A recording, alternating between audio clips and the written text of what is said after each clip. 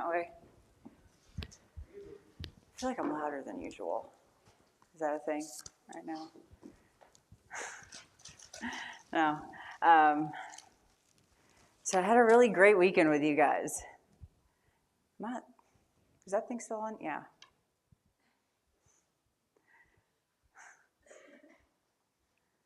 One moment, please. Is that better? Yeah, because I can talk loud enough. Y'all know that. So no, I had a really great weekend with you guys. I hadn't been weekend overseer in a couple months. And even then, I technically wasn't because I was training Lee. So she was the overseer. And I love the new setup that we have in the worship hall, right? Like where, there is no staff table, because we've got enough people in the house, right? Like if we were all in one building, like the staff would need a breather, right? And they would need their own table. But we all live in separate buildings and all that kind of stuff, so it's really nice.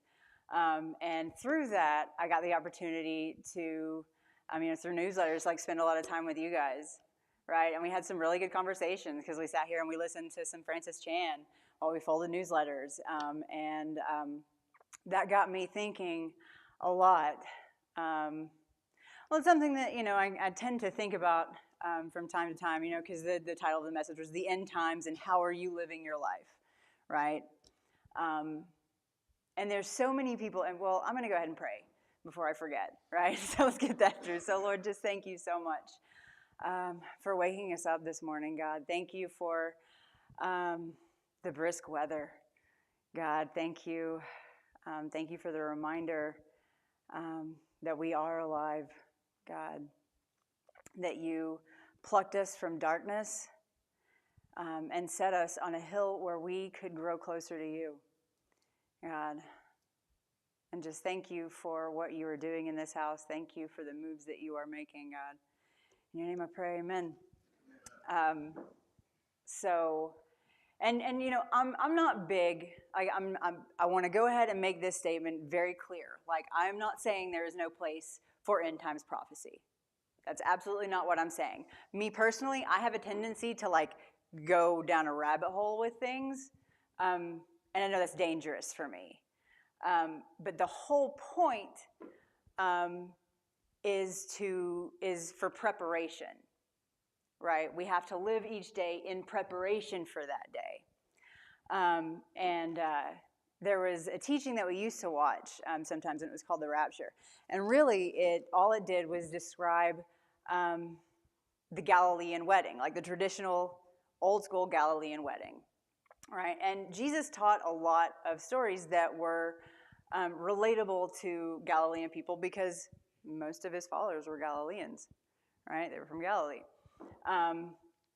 So just to give you guys a little bit of backstory on what a Galilean wedding is like. So the man would, choose the woman that he wanted, right? And he would go to her in a very public place, like a marketplace or something like that, and he would propose to her, right? With everyone being witness, right? And depending on whether she agreed or not, that's a lot of pressure for a lady. All the neighbors watching, like, you're 14, you're going to be an old maid soon. Sorry, I kid.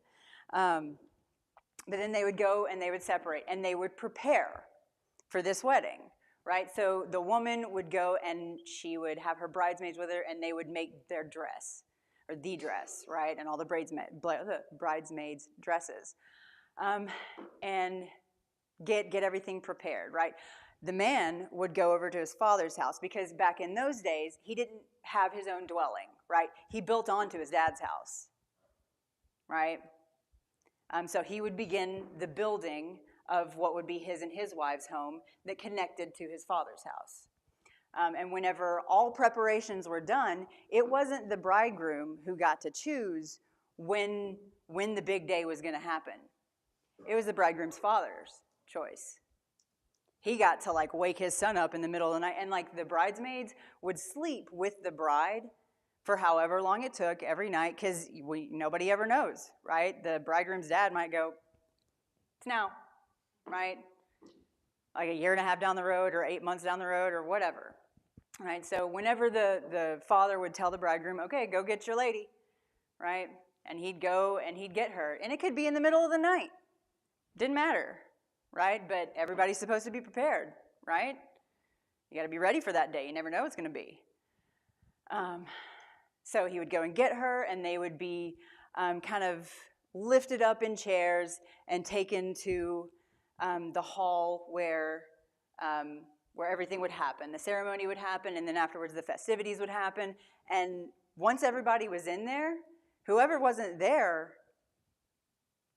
didn't get in because they shut the doors. And they partied for days, right? They partied for days after a celebration like that. So once those doors are shut, like even if you missed it by a few minutes, like you'd be banging on the doors in vain. You're not getting in, right? And if hopefully a lot of you guys are familiar, and this is kind of ringing some bells and bringing some scriptures to mind, right? So we'll start. Okay, so and just, you know, and Paul really, and you can more write these down, right? I mean, I'm going to read a few, but not very many. You know, in Ephesians 5, Paul says, you know, husbands, love your wives as Christ loves the church, because you hear Christ described to us all the time that he's our bridegroom, and we are his bride. Yeah, you're a bride, guys. You're a bride. Don't take it the wrong way. But then let's go to John 14.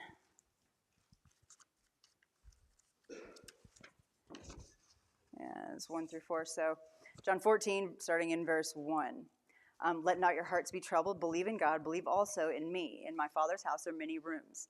If it were not so, would I have told you that I go to prepare a place for you? And if I go and prepare a place for you, I will come again, and I will take you to myself, that where I am, you may also be. So this is Jesus saying, you know, yeah, I'm going to leave. Like, you have accepted me. You have said yes to me.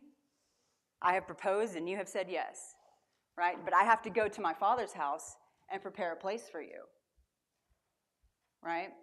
So the bridegroom is going back to heaven. Jesus had to leave to go and prepare a place for us, right? Going to Matthew 25. So this is the parable of the 10 virgins, and I love this one. Then the kingdom of heaven will be like 10 virgins who took their lamps, and these are supposed to be kind of like the bridesmaids, right? They're supposed to be waiting and ready to see whenever the bridegroom is coming to get the bride, so that they can rush in and let her know, like, hey, it's time, right? Then the kingdom of heaven will be like 10 virgins who took their lamps and went to meet the bridegroom. 5 of them were foolish, and 5 were wise. For when the foolish took their lamps, they took no oil with them, but the wise took flasks of oil with their lamps. As the bridegroom was delayed, they all became drowsy and slept. But at midnight there was a cry, "Here's the bridegroom, come out to meet him." Then all those virgins rose and trimmed their lamps. And the foolish said to the wise, "Give us some of your oil, for our lamps are going out." But the wise answered, saying, "Since there will not be enough for us and for you, go rather to the dealers and buy for yourselves." And while they were going to buy, the bridegroom came, and those who were ready went in with him to the marriage feast, and the door was shut. That is Matthew 25. Now, afterward, the other virgins also came, saying, "Lord, Lord, open to us." But he answered, "Truly I say to you, I do not know you. Watch therefore, for you know neither the day nor the hour." All right, so the bridegrooms, or the virgins that were ready, that were prepared, they went into the feast, right? And they let the other ones know, like, hey, you should have been prepared. Like, you're gonna have to go and get yours taken care of. Like, hope you're here on time, right? Everyone in this room knows the truth, right? And the whole point, like everything that we are taught throughout the word, die to ourselves daily. In James, hold your tongue, right? Control your tongue. Take your thoughts captive. Love others as yourselves. These are all commands to how we should live our daily lives, right? That's how we prepare, right? Because sanctification is an act and it is an action, right? We never, because sanctified is like holy. All it means is to be set apart, right? But once we make that choice to be set apart for Christ, there's still some work to do, and there's always going to be work to do. There's continual sanctification, right? Cleaning ourselves out a little bit more, right? Getting ourselves ready. But our hearts have been set in that posture, right, towards him. Going to Matthew 24, so not far. All right, starting in verse 32. From the fig tree, learn this lesson. As soon as its branches become tender and puts out its leaves, you know that summer is near. And we hear, there's references to the end times of like being, they're like the labor pains of a woman, right? Like contractions, like the time's coming soon because you can see the signs, right? But then, labor can take 30 minutes or it can take 13 hours, right? You never really know. But you can see that the process it's started, right? It's drawing closer. But just as branches become tender and put out its leaves, you know that summer is near. So also when you see all these things, you know that it is near, at the very gates. Truly I say to you, this generation will not pass away until all these things take place. Heaven and earth will pass away, but my words will not pass away. But concerning that day and hour, no one knows, not even the angels of heaven, nor the Son, but the Father only.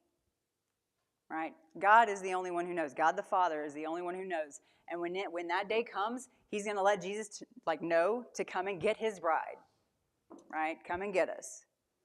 And it goes on to talk about Noah, about how they did their preparations, they had been told this is coming. Right, so Noah prepared, he built the boat, he loaded it up, and everybody else who didn't want to listen to him, because I'm sure he looked like a raving lunatic, It had never rained before. What is that word? I don't even know what that means, right? But he prepared, and he and his family were saved. We're going to be looked at like we're nuts sometimes. It just goes along with it. How strong is your faith? It all kind of comes back to that. And I read a scripture at mealtime one day over the weekend, and it was Romans 11:29. God does not change his mind about whom he chooses and who he blesses, right? That resonates with me. Because especially people with... And not just people with our types of backgrounds, but all kinds of people. We are fallible humans, right? And so we think that even if we believe with all of our hearts in Jesus, that we think that our mistakes we are too far gone for Jesus to take us in, right? And you're sitting in this seat. You are chosen.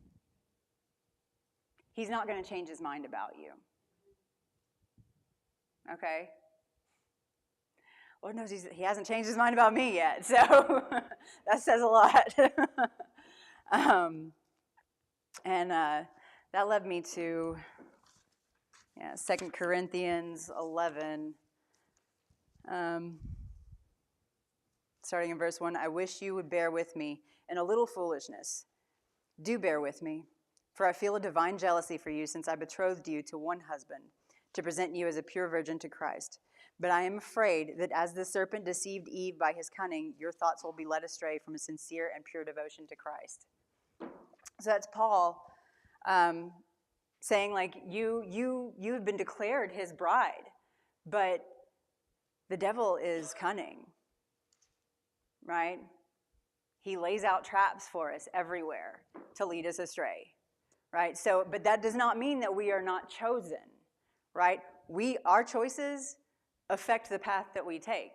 God can't just go, I choose you, and I know exactly where you're going, Bodie. I know what turns you're going to take because you have some choice in the matter. Right? That's free will. It's a catch-22, man. It is. It is. it reminds me, whenever I read that verse in Romans, it made me think of my best friend that I lost a couple of years ago. And this is just kind of like a funny story or whatever. So, I mean, and this guy, I mean, he was raised Catholic, K through 12, that kind of thing. Never opened a Bible in his life. Didn't know the significance of, he didn't know what Golgotha was, which was also known as Calvary, the place of the skull, that sort of thing. Didn't know any of the details, right, about the resurrection story or anything like that. But this is, oh my gosh, like 17 years ago.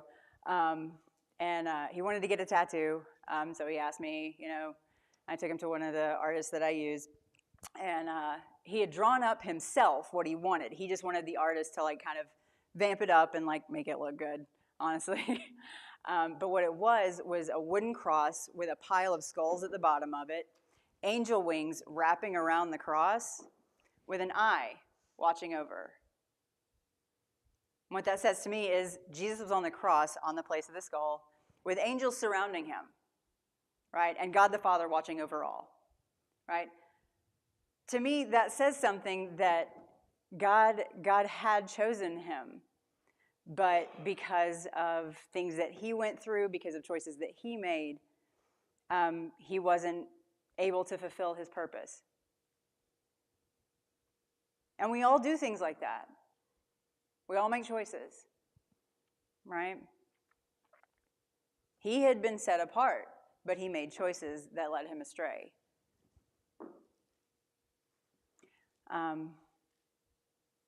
The entire message that I'm trying to convey today, though, is don't get so hyper-focused on, don't be Chicken Little, right?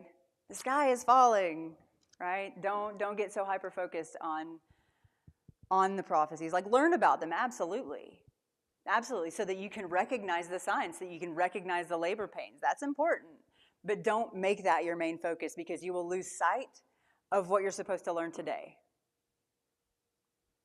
right?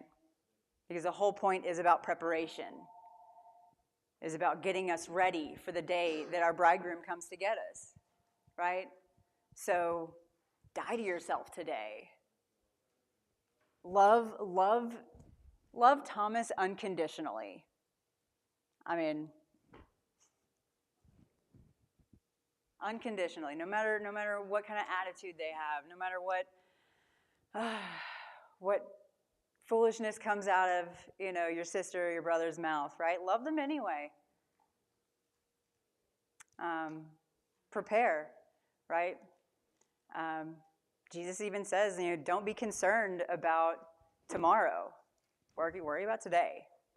Worry about today. And we try to implement that, right? Worry about what's on the schedule for today, right? What does Jesus have for you today, right? I love you guys. So I'm going to go ahead and pray this out. Lord, thank you so much. God, I thank you that you continually seek out the desperate, God, and give hope. Lord, you reach out your hand and you pluck us from the darkness that we were in, God.